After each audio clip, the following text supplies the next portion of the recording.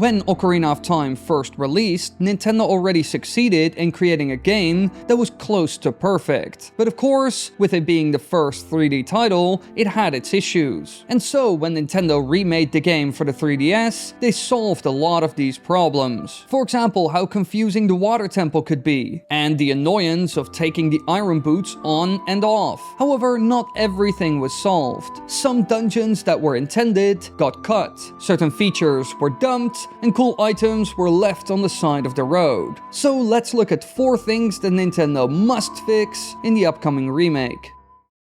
Now let's start with one of the temples that was cut, the Temple of Light. This is the resting place of the Triforce during the Era of Chaos. It is the only known elemental temple that is not located directly within Hyrule. Instead, it lies in the center of the Sacred Realm, and it can only be accessed through the Chamber of the Master Sword inside of the Temple of Time. Now originally this was gonna be a dungeon, but it was scrapped. I actually covered this in another video about all the lost dungeons, so if you want more information, be sure to check that one out. Now, some remnants exist in the game. For example, these pedestals that you see during the cutscenes when talking to the sages actually have collision, so you can walk on them if you use cheats to get there. So maybe you would have been able to access the Chamber of Sages as a part of the Light Temple itself. Now, in my opinion, this dungeon has to return, because Rauru is the only sage in the game that doesn't have his own dedicated dungeon. Now, when it comes to placement, I only think 2 spots make sense. Either at the very beginning of the game when Link gets transported to the Sacred Realm and waits 7 years in order to become an adult so he can wield the Master Sword,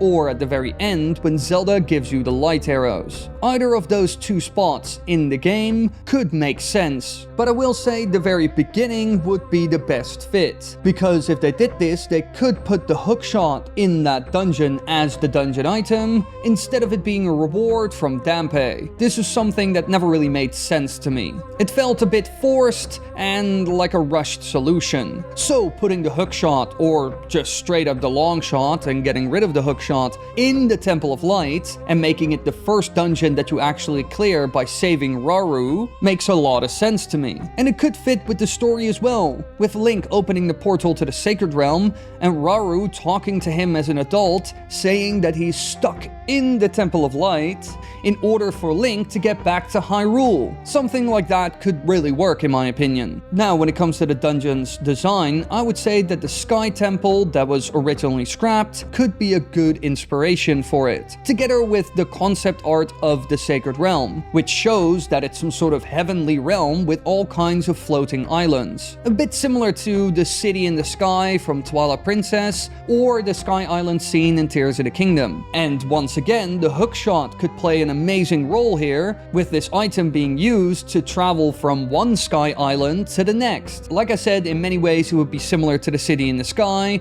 but less technologically advanced, resembling the look of the Sky Islands from Tears of the Kingdom. But regardless of what exactly they want to do with it, which we have no idea of, because Nintendo has shared nothing about this game, I do want this temple to be in the remake. It needs to be in the remake. However, this isn't the only oddity that they must fix that was seen in the original.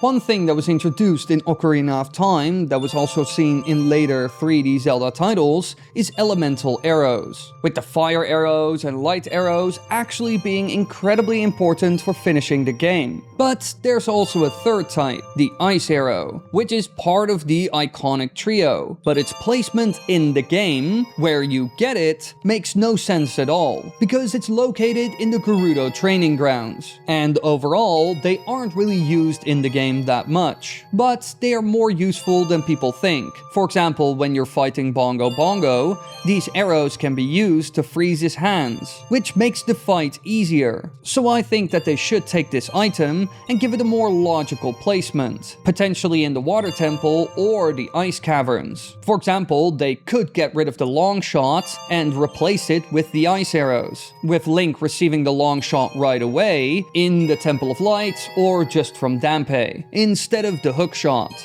Now, this would force them to change the game a bit, because the long shot has a longer reach, as the name implies. However, I think the whole hookshot upgrade to long shot concept is a bit dumb, and they could quite easily get rid of it, so that way you could get the ice arrows in a more logical location. Either in the ice caverns, with the iron boots going to the water temple, or just straight up the water temple, because you already have the long shot. And if they do this, they could also use this item for a lot more. For example, in Majora's Mask, the ice arrows play a huge role. You could use them to make platforms in water, freeze enemies into blocks to make certain platforming sections possible, or even during combat. For example, the fight with Bongo Bongo. But obviously, they could expand on that. And now that I've mentioned combat, I actually think they could improve a lot there as well.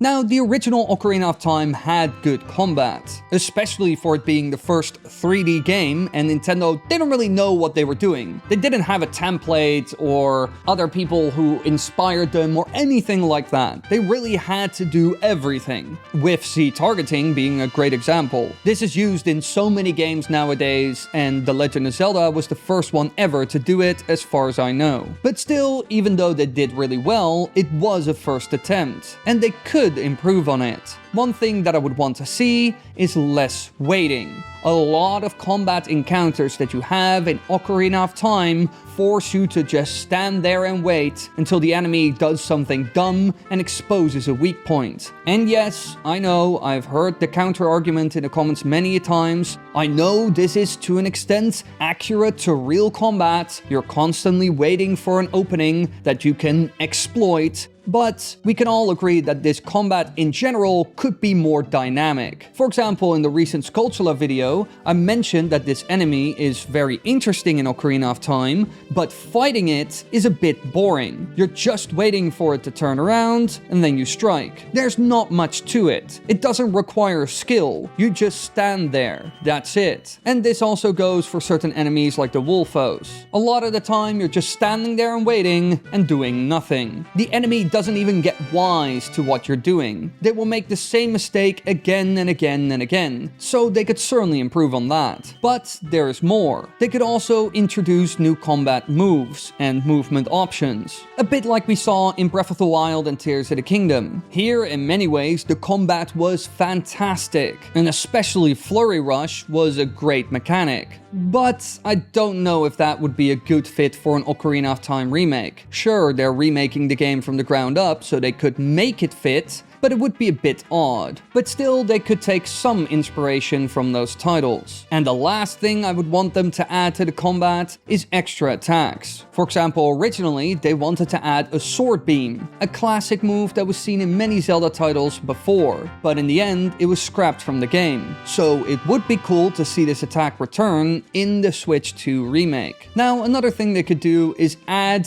Twilight Princess-esque hidden skills. Certain special moves, counters, and other stuff that could make the fight more dynamic and give Link some sort of edge. You gotta remember, Twilight Princess was inspired by Ocarina of Time and was supposedly the perfect version of it, or the improved version of it. So I think it would be pretty cool if Link learns some cool sword tricks throughout his adventures. It would certainly improve the experience. However, there's one last thing that I want to cover, which is also crucial in my opinion. Now, while the Ice Caverns in The Legend of Zelda Ocarina of Time were fun, it was just a mini dungeon, and a lot of stuff was cut from it. It could have been much bigger, and I think they should actually expand upon it in the new Ocarina of Time remake. For example, by adding a second section where you use the ice arrows. By introducing ice arrows to this dungeon as the item instead of the iron boots, they could create a second half of this dungeon where you use the item extensively. For example, to beat certain enemies or to get past obstacles. They could even combine the two together, fusing the Ice Caverns and Water Temple into one. Although this might make the dungeon a little bit too big and a lot to handle for the average player. The Water Temple itself is already a convoluted mess, so adding the Ice Caverns to it might only make that worse. So while I think that could work, it might also be a terrible idea. But regardless, I think that the Ice Caverns should be twice as big as the versions seen in the N64 and 3DS. Because in its current state, it is quite clear that it was never finished, and it's a bit of a letdown. But be sure to let me know in the comments down below what you would want to see in the Ocarina of Time remake. Aside from that, be sure to like and subscribe so you won't miss any future videos, and come hang out in the streams, because it's a lot of fun.